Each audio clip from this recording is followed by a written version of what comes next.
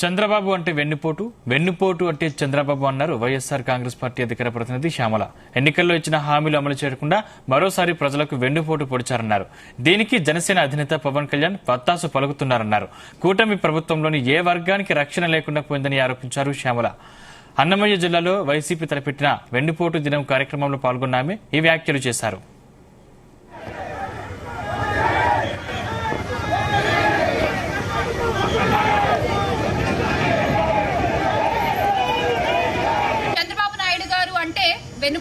వెన్నుపోటు అంటే చంద్రబాబు నాయుడు గారు 4 సార్లు ముఖ్యమంత్రి అయ్యాను అని గొప్పగా చెప్పుకునేటువంటి చంద్రబాబు నాయుడు గారు ఒక్కసారైనా వెన్నుపోటు లేకుండా పరిపాలన చేశారా అని ప్రశ్నిస్తున్నాం.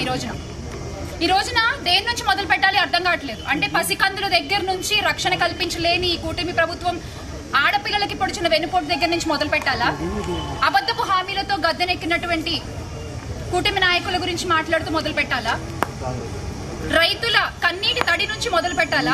విద్యార్థులకు వీళ్ళు పొడిచిన వెన్నుపోటు వల్ల ఆ విద్యార్థులు ఉన్నటువంటి ఆ ఆవేశపు వేడి నుంచి మొదలు పెట్టాలా?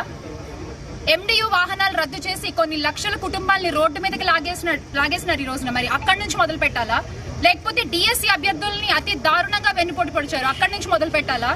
ఇలా చెప్పుకుంటూ పోతే దేని నుంచి మొదలు పెట్టాలో తెలియనటువంటి పరిస్థితి.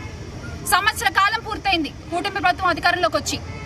కూటమి ప్రభుత్వం ఇచ్చే హామీలకి నేను బాధ్యుణ్ణి అని గొంతెత్తి అరిచినటువంటి టీపీపీ గారు, పిఠాపురం పీఠాధిపతి పవన్ కళ్యాణ్ గారు ఈ రోజున ఆయన కూడా మాట్లాడట్లేదు. మరి ఆయన దగ్గర నుంచి మొదలు పెట్టాలా?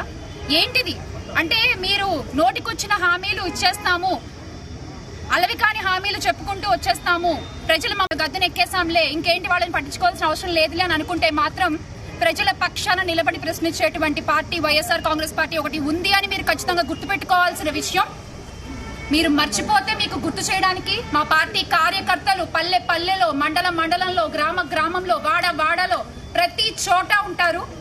ఈ రోజున వైఎస్ఆర్ కాంగ్రెస్ పార్టీ